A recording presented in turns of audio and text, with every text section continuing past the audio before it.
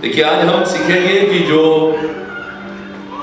धन्यवाद करते हैं उनको परमेश्वर अपनी सामर्थ से कैसे छुड़ाता है, और जहां धन्यवाद करना बंद हो जाता है, जहां कुड़कुड़ाना, फरियाद करना, बड़बड़ाना चालू हो जाता है, वहां परमेश्वर अपनी सामर्थ को की फ्लो बंद कर देता है। इसका वचन से हम देखेंगे कि जितना धन्यवाद करोगे उतना परमेश्वर अपनी सामर्थ को हमारे ऊपर काम करने देगा। इसलिए हमारे हृदय को शुक्रगुजारी से और धन्यवाद से भरे रखना है। शुक्रगुजारी और धन्यवाद हमारे दिल में हर बात के लिए होनी चाहिए। आइए पढ़े भजन संहिता 50 और उसका 23वां वचन। भजन संहिता 50 और उसका 23वां वचन। धन्यवाद के बलिदान का चढ़ाने वाला, धन्यवाद के बलिदान को जो इस ऐसी व्यक्ति से बात हो रही है जो धन्यवाद के बलिदान चढ़ाना सीख गया। ऐसी व्यक्ति से जबूर में लिखी हुई आयत बात कर रही है कि जिसका दिल शुक्रगुजारी से भरा हुआ, जब भी वो घर में बैठता है धन्यवाद करता है, जब वो चलता है धन्यवाद करता है, जब वो भवन में आता है धन्यवाद करता है। हर पल जो धन्यवाद करता है हर एक चीज के लिए, वो परमेश्वर को धन्यवाद का बलिदान चढ़ाता है। हाँ जी, धन्यवाद का चढ़ाने वाला मेरी महिमा करता है, और जो अपना चरित्र उत्तम रखता है उसको मैं परमेश्वर का किया हुआ उद्धार दिखाऊंगा। हालेलुया। एक अलग ट्रांसलेशन में यह लिखा है, यदि कोई व्यक्ति मेरी धन्यवाद की बलिदान मुझे चढ़ाए तो सचमुच वह मेरा आदर करता है। जब आप किसी का धन्यवाद करते हैं, आप उस व्यक्ति की रिस्पेक्ट करते हैं, आप उसको आदर देते हैं, है ना। जैसे बच्चे होते हैं तो जब डिफिकल्ट सम्स आ गया या टीचर्स उनको पढ़ाते हैं, काफी मेहनत करते हैं, मेहनत के बाद जब उनको आ जाता है वो सम्स, तो वो जाके टीचर्स को कहते हैं थैंक यू टीचर्स, आपने हमारे लिए इतनी मेहनत की तो हमें ये अच्छी तरह से आ गया। तो आप एक तो धन्यवाद भी करते हैं और दूसरा आप उसका आदर करते हैं, आप उसको रिस्पेक्ट देते हैं। और ये सारी चीजें हमारे चरित्र को बनाती है। और फिर लिखा है, यदि कोई व्यक्ति अपना जीवन बदल डाले, जो अपना चरित्र बदल जाता है, तो उसमें वो इंसान को मैं परमेश्वर की शक्ति दिखाता हूं। जो धन्यवाद का बलिदान चढ़ाता है वो परमेश्वर का आदर करता है, और ऐसे व्यक्ति को परमेश्वर अपनी शक्ति दिखाता है। हालेलुया। इसलिए धन्यवाद करना बहुत जरूरी है। ऐसी व्यक्ति से बात कर रहा है, आप 24वीं आयत को पढ़ेंगे, 22वीं आयत को पढ़ेंगे तो इसमें लिखा है परमेश्वर को भूल जाने वाले लोगों से बात कर रहा है, जो परमेश्वर को भूल जाते हैं। हम सोचेंगे नहीं, हम तो नहीं भूलते हैं। नहीं, आप और हम भी उसमें शामिल हैं।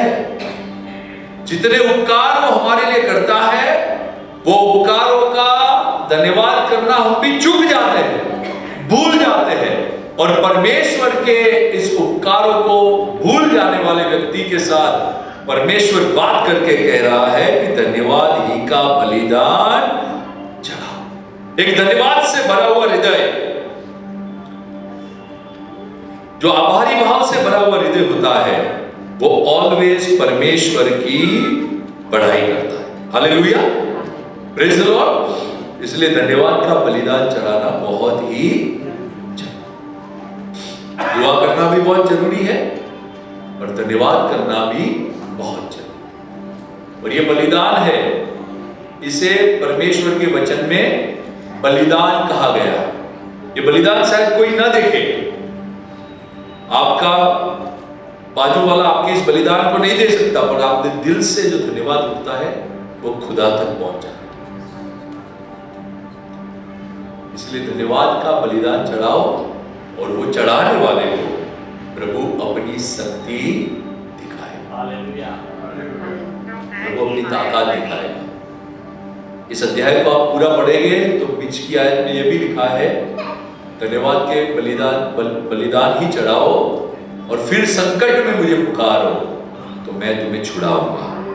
इसका मतलब है धन्यवाद करने वाले इंसान के ऊपर जब संकट आएगा और जब वो यहोवा को पुकारेगा तो यहोवा उतर आएगा और उसे छुड़ाएगा।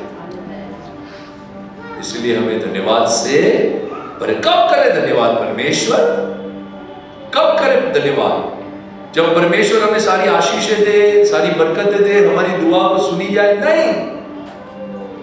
देखिए क्या लिखा है पहला थिस्सलुनीकी उसका 5वां अध्याय उसके 18वें वचन में क्या लिखा है। हम सोचते हैं खुदावंद हमको चंगाई देगा तो हम धन्यवाद करेंगे। हम सोचते हैं हमें अच्छी नौकरी मिल जाएगी तब धन्यवाद करेंगे। हम सोचते हैं कि हमारा एक लाइफ पार्टनर अच्छा मिल जाएगा तब धन्यवाद करेंगे। हमें कोई अच्छा मकान मिल जाएगा तब धन्यवाद करेंगे। हमें अच्छी गाड़ी मिल जाएगी तब धन्यवाद करेंगे। नहीं, परमेश्वर का वचन हमें पहले थिस्सा 5:18 में क्या बोलता है? हर बात में धन्यवाद करो, हर बात में धन्यवाद करो, क्योंकि तुम्हारे लिए मसीह यीशु में परमेश्वर की यही इच्छा है। यही इच्छा है। हर बात में, जब आपके पास कुछ ना हो तब भी धन्यवाद और आपके पास सब कुछ हो तब भी धन्यवाद। हर बात में धन्यवाद करना सीख लेना पड़ेगा। जब आप और हम हर बात में धन्यवाद करना सीख लेंगे ना तो हमारा कुड़कुड़ाने वाला हृदय, फरियाद करने वाला हृदय धन्यवाद करने वाला हृदय हो जाएगा। जो फरियाद से भरा हुआ होता है वो धन्यवाद कभी नहीं कर सकता। जिसको हर चीज में फॉल्ट निकालना होता है, दोष देखना होता है, वो कभी किसी का धन्यवाद नहीं कर सकता। उसके हृदय में धन्यवाद उठेगा ही नहीं। पर हर चीज हम अच्छी देखेंगे, हर में हम अच्छाई देखेंगे, हर लोगों में हम देखेंगे कि नहीं कुछ ना कुछ इसके अंदर अच्छा है, तो हम दिल से उसके लिए और परमेश्वर के प्रति धन्यवाद उठाते रहे। हर बात में धन्यवाद करो क्योंकि परमेश्वर की यही। आपके पास वाले को बोलो हर बात में धन्यवाद, और ये भी बोलो कुड़कुड़ाना बंद कर दो, फरियाद बंद कर दो। फरियाद किसी के प्रति भी बंद कर दो। ये हृदय प्रभु का नहीं है, ये मन प्रभु का नहीं है, ये प्रभु को अच्छा नहीं लगता है। इसलिए प्रभु ने कहा हर बात में आपके पापा मम्मी के लिए जो आज गुस्से हो रहे हैं ना, आप पर गुस्से हो जाते हैं तो आपको पापा मम्मी पसंद, और उसके लिए भी धन्यवाद। आपका पादरी जब थोड़ा कड़क हो जाता है तो आपको अच्छा, और जब सब छूट दे देता है तो, जब डांटता है तो उसके लिए भी धन्यवाद। हर बात में धन्यवाद। देखिए जब धन्यवाद करना सीख जाएंगे ना, आप सकेती में संकट में आएंगे, प्रभु अपनी पूरी शक्ति लगा देंगे। आइए मैं दिखाता हूं ऐसे दो व्यक्ति को जिसको खुदावंद ने कितना जबरदस्त तरीके अपना पावर दिया है। और ये दो व्यक्ति हमको मिलेंगे प्रेरितों के काम 16 अध्याय, प्रेरितों के काम 16 अध्याय और उसका 25 और 26वां वचन। आधी रात के लगभग पौलुस और सिलास प्रार्थना करते हुए परमेश्वर के भजन गा रहे थे और कैदी उनकी सुन रहे थे। भजन गा रहे थे और स्तुति कर रहे थे। ये तो चर्च के अंदर जाने वाली बात हुई। चर्च में गए थे और वो प्रभु का भजन गा रहे थे और स्तुति कर रहे थे। नहीं, ये चर्च में नहीं थे, ये अपने घर में भी नहीं थे। हुआ ये था कि एक भविष्यवक्तानी जो लोगों का भविष्य देखती थी, वो बार बार आके इन लोगों को परेशान कर रही थी और उन्होंने उसका छुटकारा कर दिया था। वो आत्मा को बोला था इसको छोड़ के चले जा। जैसे ये बोला, वो भविष्यवक्तानी ने भविष्य बोलना बंद कर दिया। तो काफी लोग इसके जरिए कमाते थे पैसे, उनको अच्छा नहीं लग रहा था, तो इन दोनों को बुलाया क्योंकि उनकी इनकम पर प्रॉब्लम हो गया था। तो इन दोनों को पिटवाया, बराबर से लोहीलुहान करवा दिया और फिर बोला कि ये यहूदी लोग हैं और अच्छा काम नहीं कर रहे, यीशु मसीह को प्रकट कर रहे हैं, उनको जेल खाने में डाल। तो ये दोनों को जेल खाने में डाल दिया। अब जेल खाने में बेड़ियों से बंद है, नीचे से बदबू वाला पानी जा रहा है, हालत खराब है, और ये दो लोग जेल खाने के अंदर धन्यवाद कर रहे हैं। परिस्थिति ठीक। देखिए जेल खाने का अंदर का धन्यवाद क्या परिणाम लेके आया। जी बेटा पढ़ो, पहले से पढ़ो। लगभग आधी रात के लगभग पौलुस और सिलास प्रार्थना करते हुए परमेश्वर के भजन गा रहे थे और कैदी उनकी सुन रहे थे।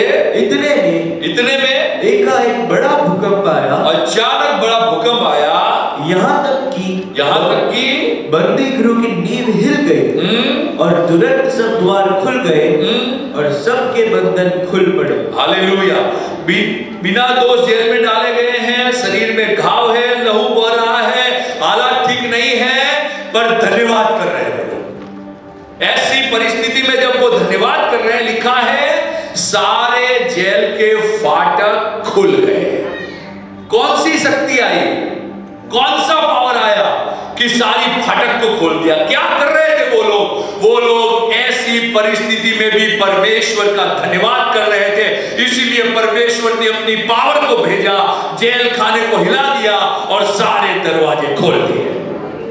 आप जब आपकी सकेती में धन्यवाद करेंगे, आपकी मुश्किल परिस्थिति में धन्यवाद करेंगे, तो परमेश्वर भी आपके लिए सारे बंद दरवाजे को खोल देगा। इसीलिए लिखा है हर बात में धन्यवाद, और जो धन्यवाद का बलिदान चढ़ाता है वो मेरा आदर करता है और उसको मैं अपनी शक्ति दिखाऊं। जहां धन्यवाद करना बंद, वहां परमेश्वर की सामर्थ्य ने काम करना भी बंद कर दिया, समझ लीजिएगा। एक और जगह पे मैं आपको ले जाऊंगा जो हमें मिलेगी, दूसरा इतिहास, उसका 20वां अध्याय और उसका 21 और 22 पद। 21 और 22 पद। तब उसने प्रजा के साथ सम्मति करके कितनों को ठहराया। दूसरा इतिहास 20, 21, 22 ठहराया।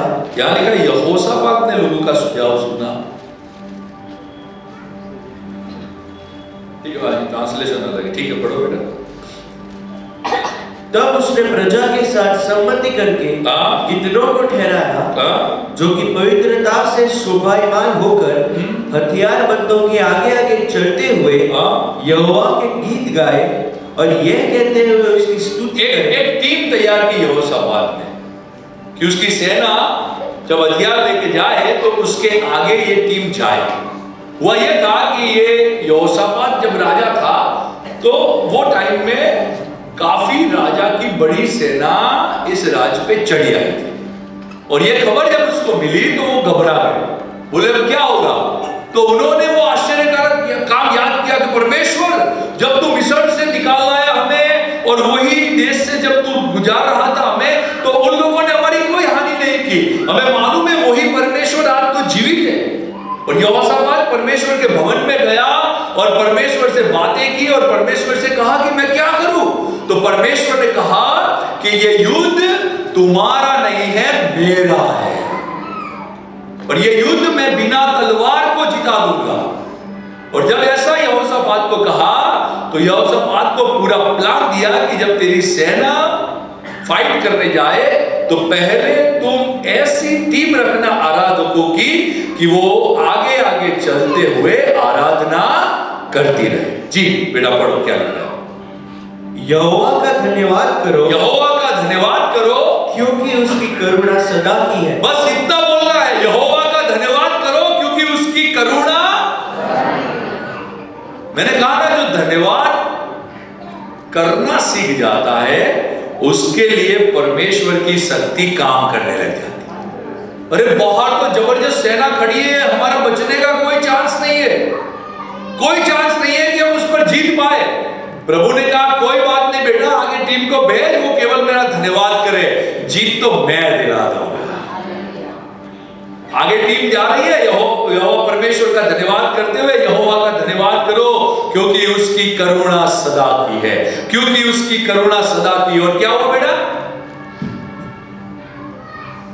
जिस समय वे गाकर स्तुति करने लगे, जिस समय वो गाकर स्तुति करने लगे, उसी समय यहोवा ने अम्मोनियों, मोआबियों और सेर के पहाड़ी देश के लोगों पर जो यहूदा के विरुद्ध आ रहे थे घातकों को बैठा दिया और वे मारे गए। हालेलुया।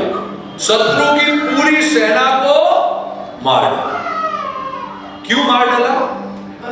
क्या किया इन लोगों ने? क्यों ये परमेश्वर की शक्ति काम करने लगी?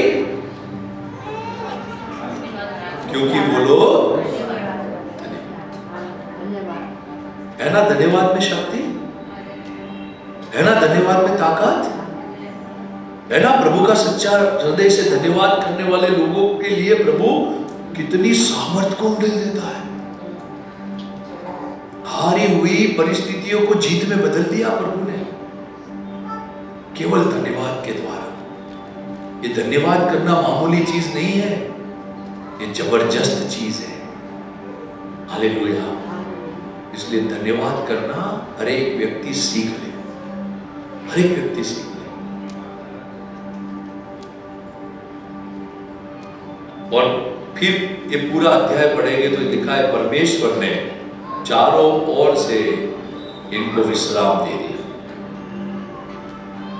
वाह, धन्यवाद इतना सारा काम कर लेता है, धन्यवाद इतना बड़ा चमत्कार करवा देता है। हाँ प्रभु के लोगों, आप और मैं भी अगर धन्यवाद करना सीख गए ना, तो प्रभु अपनी सामर्थ को हम पर हर परिस्थितियों में उड़ेलता रहेगा।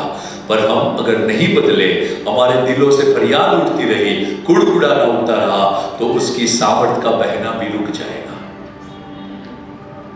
आप चाहते हैं कि उसकी सामर्थ बहती रहे, तो आप धन्यवाद करना भी सीख लीजिए। परिणाम क्या आया? शत्रु में गड़बड़ी, आपस में नष्ट हो गए और बिना तलवार चलाए जीत।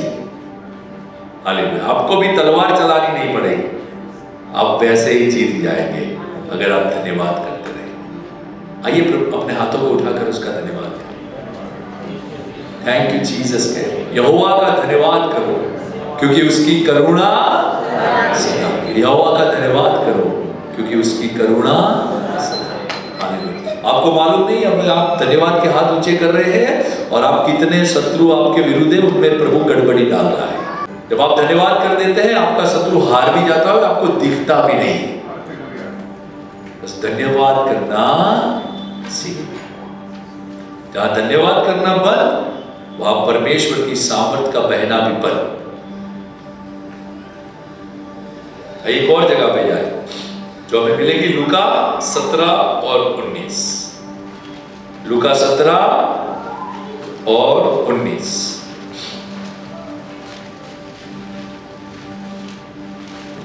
तब उसने उससे कहा, उठकर चला जा, तेरे विश्वास ने तुझे चंगा किया है। किससे बात कर रहा है प्रभु? ये किसको कह रहा है उठ खड़ा हो जा? एक कोढ़ी को। खुदावन जब एक गांव में प्रवेश ले रहे थे तो 10 कोढ़ी यीशु मसीह के पास आए और यीशु मसीह ने कहा, जाओ अपने शरीर को याजकों को दिखाओ। और जब वो जा रहे थे, रास्ते में चलते चलते उनके शरीर से कोढ़ चला गया और लिखा है उसमें से एक कोढ़ी स्तुति करता हुआ, धन्यवाद से भरे हुए हृदय के साथ यीशु मसीह के पास आकर साष्टांग दंडवत प्रणाम कर दिया और धन्यवाद करने लगा। खुदावन ने कहा, 9 कहां गए? 9 कहां चल? देखो आगे 9 नहीं दिख रहे। 9 कहां गए? क्या सबको बरकत नहीं दी थी मैंने? क्या सबको ठीक कर नहीं दिया था मैंने सबकी दुआओं को नहीं सुना था? सबके कोड को नहीं मैंने ठीक कर दिया था, एक ही बचा है, तो धन्यवाद करने के लिए। तब खुदावन ने इसको कहा कि खड़ा हो, चला जा, तेरे विश्वास ने तुझे। तो वो 9 लोग चंगे नहीं हुए थे क्या? तो इसको क्यों बोला खुदावन ने? 9 लोग भी तो चंगे हुए थे, और ये एक जो धन्यवाद करने आया था यीशु के पांव तले गिरकर यीशु की जो बड़ाई कर रहा था, उसको चंगाई भी मिली और उसको पूरा उद्धार भी मिला। अगर आप धन्यवाद करते रहेंगे तो परमेश्वर अपनी शक्ति की हर सामर्थ को आपके ऊपर प्रकट करेगा। 9 को चंगाई तो मिल गई, 9 को ठीक तो हो गए, 9 को इस दुनिया को मिल गई, संसार में वो कोड़ी नहीं कहलाए, पर माफ कीजिएगा वो प्रभु यीशु से दूर हो गए। ढेर सारे लोग हैं जो खुदावन के पास आते हैं, चंगाइयां मिल जाती है, छुटकारा मिल जाता है, बच्चे मिल जाते हैं, उनकी फाइनेंशियल परिस्थितियां ठीक हो जाती है, पर माफ करिए प्रभु के भवन में आना और प्रभु से प्यार करना वो छोड़ देते हैं। इसलिए खुदावन भी अपनी सामर्थ को वहां फ्लो नहीं होने देता। जो धन्यवाद करता है उस पर खुदावंद अपनी सामर्थ को फ्लो करने देता है। इस एक को कहा तेरी चंगाई, तुझे चंगाई भी मिल गई तेरे विश्वास से, और तेरा उद्धार भी। जहां धन्यवाद करना बंद, वहां परमेश्वर की सामर्थ बहना भी बंद कर दे। और जहां धन्यवाद हृदय है, वहां परमेश्वर की सामर्थ मोर पावरफुल तरीके से काम करें। Hallelujah, praise the Lord. एक और जगह पे जाए, यूहन्ना 11, 41, 42 और 43।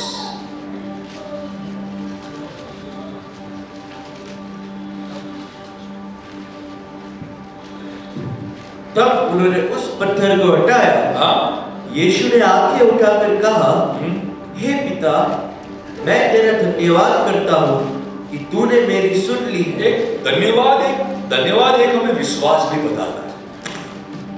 धन्यवाद जब हम करते हैं तो उसके साथ हमारा विश्वास भी शामिल होता है। देखिए, यीशु मसीह ने दुआ नहीं की कि लाजर तू मर गया है, अब तुझ में सांस वापस आ जाए और तू जिंदा हो जाए। नहीं, यीशु मसीह ने सीधा धन्यवाद करके उसको ऑर्डर ही किया, लाजर बाहर आ। जैसे धन्यवाद करता रहा, लाजर वहां जिंदा होने लगा था। जब आप धन्यवाद करने लगेंगे, परमेश्वर की शक्ति आपकी मरी हुई परिस्थितियों में काम करने लगेगी। जब आप धन्यवाद करने लगेंगे, ऑटोमेटिक आपके हर बातें बनती रहेगी। यहां यीशु मसीह दुआ नहीं कर रहा है, केवल धन्यवाद कर रहा है। और धन्यवाद करने के बाद उसने कहा लाजर बाहर निकला, और वो मुर्दा लाजर जिंदा होकर बाहर निकल आया, बिकॉज ऑफ धन्यवाद। धन्यवाद में इतनी शक्ति है। जब परमेश्वर का हम सच्चे हृदय से धन्यवाद करते हैं, जब उसको रिस्पेक्ट देते हैं, आदर देते हैं, वो अपनी पूरी शक्ति को हमारे ऊपर काम करने के लिए अलाउ कर देता है। नहीं है मेरा बेटा धन्यवाद कर, कुछ भी नहीं है फिर भी धन्यवाद कर रहा है, परेशान है फिर भी धन्यवाद कर रहा है, उसकी हालत ठीक नहीं है फिर भी धन्यवाद। ये गुड़गुड़ाता ही नहीं है, ये क्या गजब का विश्वास हुआ। सब कुछ चला गया फिर भी कहता है यहोवा का धन्यवाद हो, यहोवा ने दिया और यहोवा ने ले लिया। वाह, क्या जबरदस्त स्टेटमेंट है अय्यूब का। कुछ नहीं है फिर भी कह रहा है नहीं यहोवा तू भला है, तेरी करुणा सदा की है। जब ये करना आप सीख लेंगे तो परमेश्वर की शक्ति भी आपकी परिस्थितियों में काम करने लगेगी। जहां धन्यवाद करना बंद, वहां परमेश्वर की सामर्थ का बहना भी बंद। और जहां धन्यवाद करना चालू रहेगा, वहां परमेश्वर की सामर्थ बहनी भी चालू रहेगी। हालेलुया।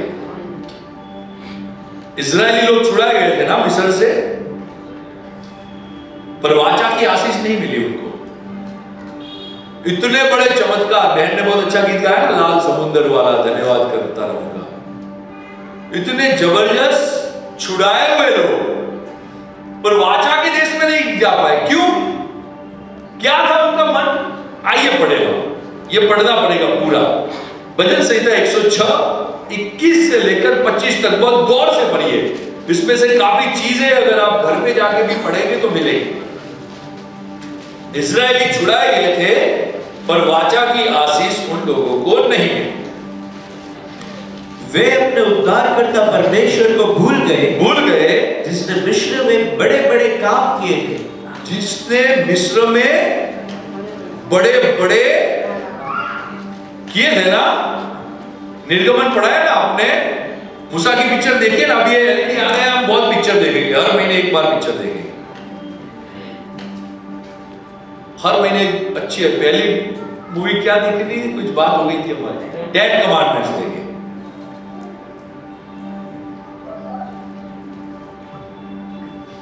बड़े बड़े काम किए थे। आपके जीवन में बड़े बड़े काम नहीं किए क्या उसने? किए कि नहीं किए? इन लोगों के जीवन में भी बड़े बड़े काम किए थे जी। उसने तो हाथ के देश में आश्चर्य कर और लाल समुद्र के तट पर भयंकर काम किए थे। इसलिए उसने कहा कि मैं उनका सत्यानाश कर डालता। यदि मेरा चुना हुआ मूसा जोखिम के स्थान में उनके लिए खड़ा न होता, ताकि मेरी जलजलाहट को ठंडा करे, कहीं ऐसा न हो कि मैं उन्हें नष्ट कर डालूं।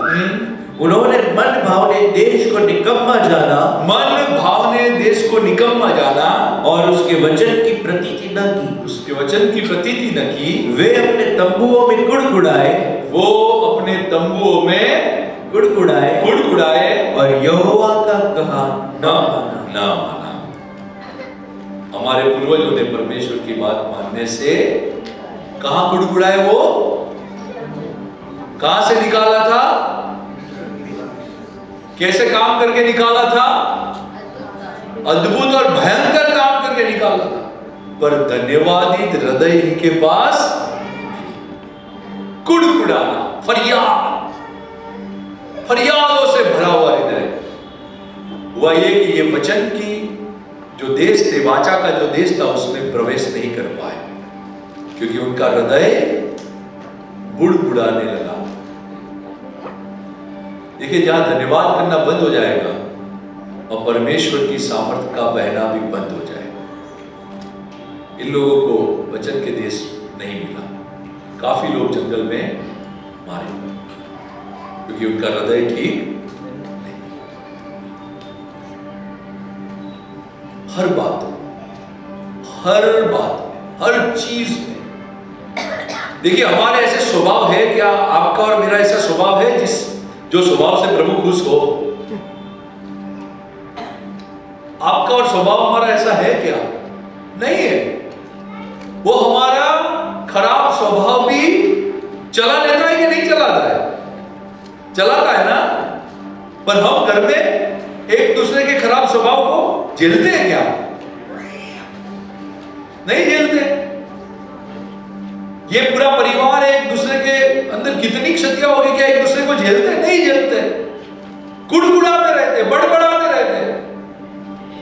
और कुड़कुड़ाना, बड़बड़ाना परमेश्वर की सामर्थ बहना बंद करवा देगा। इसीलिए किसी भी चीज में मत कुड़कुड़ाओ, पर हर बात में केवल धन्यवाद करते रहो।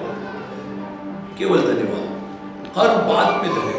प्रभु धन्यवाद तेरा ये सुंदर चर्च के लिए, धन्यवाद परमेश्वर पास्टर साहिल और वर्शिप टीम के लिए, धन्यवाद पास्टर मार्क के लिए, धन्यवाद पास्टर जीतू के लिए, धन्यवाद मैडम जी के लिए, धन्यवाद जो आकर दुआ करते हैं यहाँ पर उनके लिए, धन्यवाद जो साफ सफाई करते हैं, जो दौड़ते हैं, बाहर से चीजें लाते हैं, अरेंजमेंट करते हैं, सबके लिए धन्यवाद। जो दान देते हैं उनके लिए धन्यवाद, जो दान राशि नहीं देते उनके लिए भी धन्यवाद, जो बाजा बजाते हैं उनके लिए भी धन्यवाद, जिनको मौका मिलता है या दुआ करने के लिए उनका धन्यवाद, और जिनको मौका नहीं मिलता है उनके लिए भी धन्यवाद। सब चीजों के लिए हम धन्यवाद करते रहेंगे तो परमेश्वर की सामर्थ बहने लगी। हमारे घर में कुछ नहीं है, प्रभु धन्यवाद। हमारी हालत ठीक नहीं है, प्रभु तेरा धन्यवाद। हमारी नौकरी से इतने पैसे नहीं मिलते जिससे हमारा घर चले, आखिरी जब महीना आ जाता है प्रभु हमें कहीं से कर्जे लेने पड़ते हैं, धन्यवाद परमेश्वर तेरा धन्यवाद। हमारी कोर्ट मैटर फंसी हुई है, प्रभु तेरा धन्यवाद। जब आप धन्यवाद करने लगेंगे आपकी खराब परिस्थितियों में, तो परमेश्वर की सामर्थ आप पर बहने लगेगी। पर याद करेंगे तो प्रभु को अच्छा नहीं लगेगा। इसीलिए कहा कि हर बात में धन्यवाद।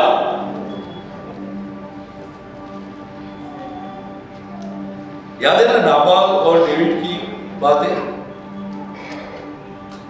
नाबाल की भेड़ बकरियों को डेविड के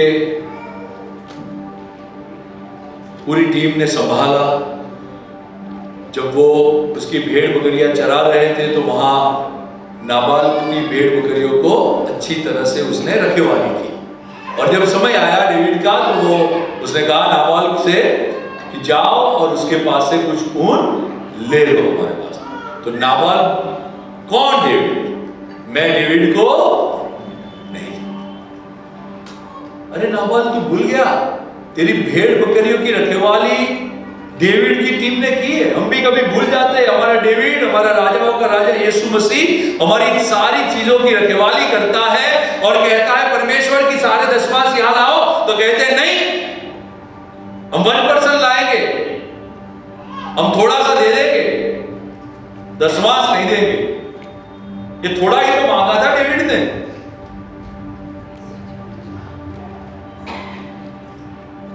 नहीं दिया नाबाल ने। डेविड ने कहा अब धुआं पाओगे, बोला नाश कर दो, सब नष्ट कर डालो।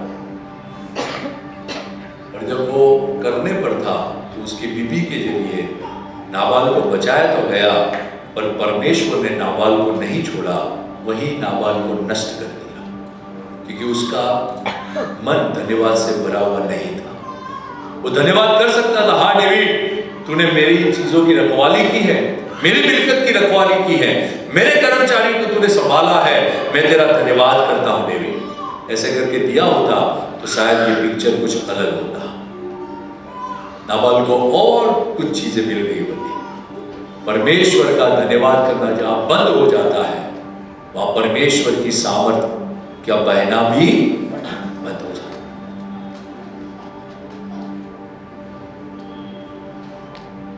रोमियो 1:21 पढ़ो बेटा, क्या लिखा है। उसके बाद एक और 2 वचन को पढ़ के हम खत्म करेंगे। रोमियो 1:21।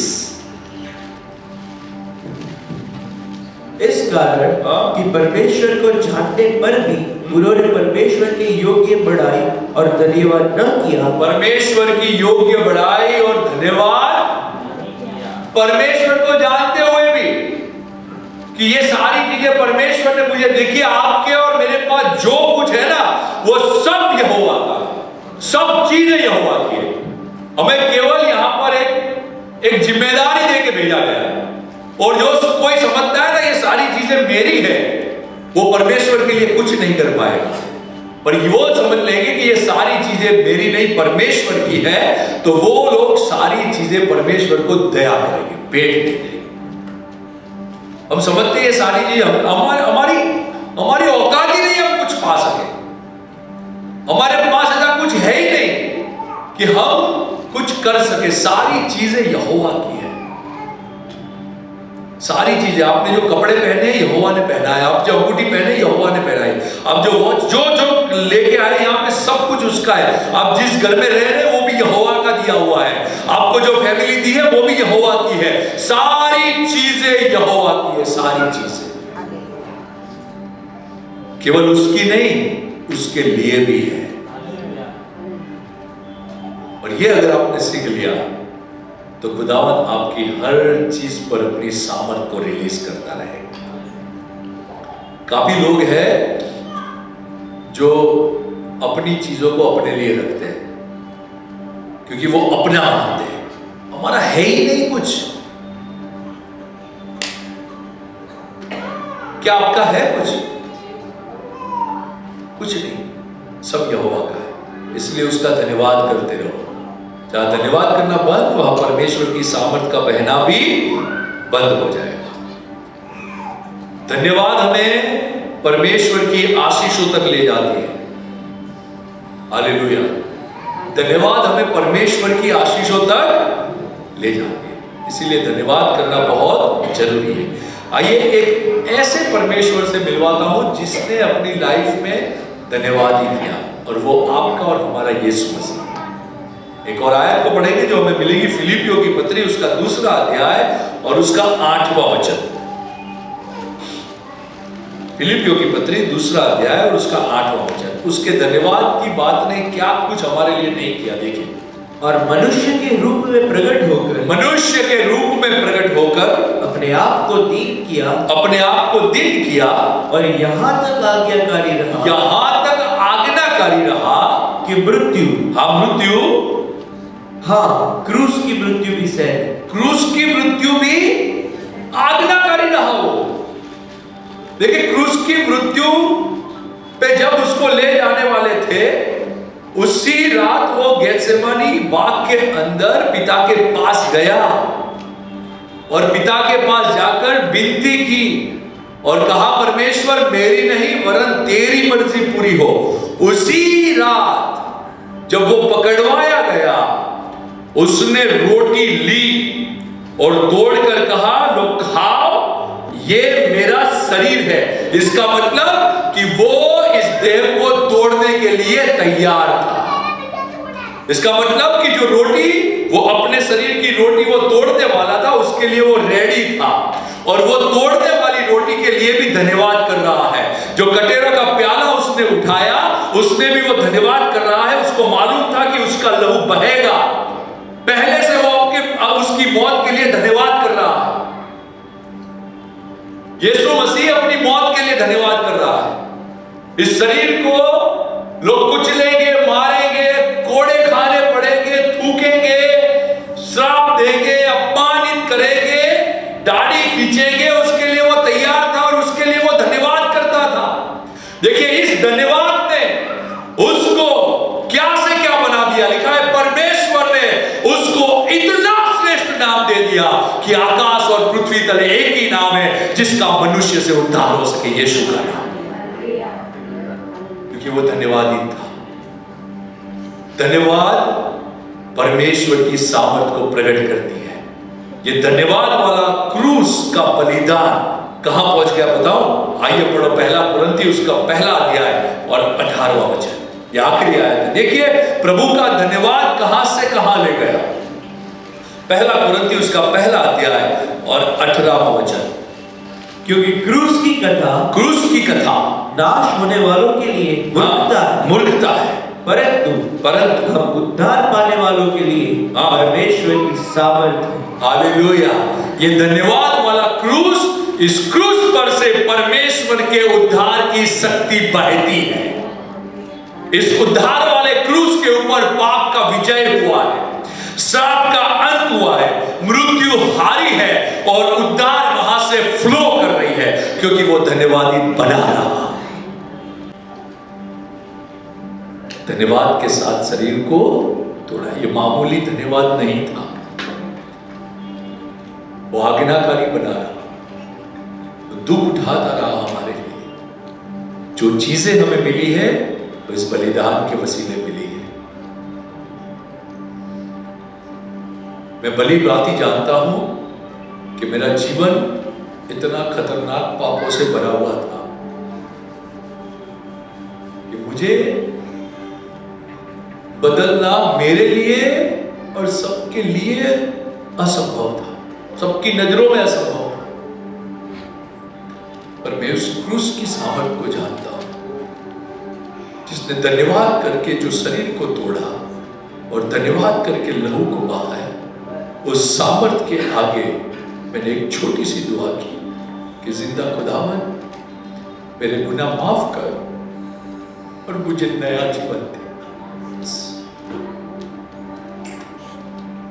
इंसान बदल गया। ये सामर्थ है उसकी, जो आज भी क्रूस से बहती है और श्राप को तोड़ता है और बीमारियों को मिटा देता है, चंगाई देता है और चीज से वो छुटकारा देता है। क्यों पता है? क्योंकि उसने धन्यवाद करना सीखा था और वहां तक सीखा कि पिता की आज्ञाकारिता में बना रहा। आप भी धन्यवाद करना सीख जाएंगे, आप भी धन्यवाद करना सीख जाएंगे, मैं भी धन्यवाद करना सीख जाऊंगा, तो परमेश्वर की सामर्थ हमें बहती रहे। जहां धन्यवाद करना बंद, परमेश्वर की सामर्थ का बहना भी बंद। 5 रोटी 2 मछली, थोड़े, हजारों लोग। प्रभु ने दुआ नहीं की कि इस रोटी को ज्यादा कर दे, इस मछली को बढ़ा दे। उसने कहा, पिता मैं तेरा जाओ, आपके पास थोड़ा है, धन्यवाद करो। आपके पास सब कुछ है, धन्यवाद करो। आपके पास कुछ नहीं है, उसका धन्यवाद करो। आपके पास अभी तक खुदावंद ने औलाद नहीं दी है, धन्यवाद करो।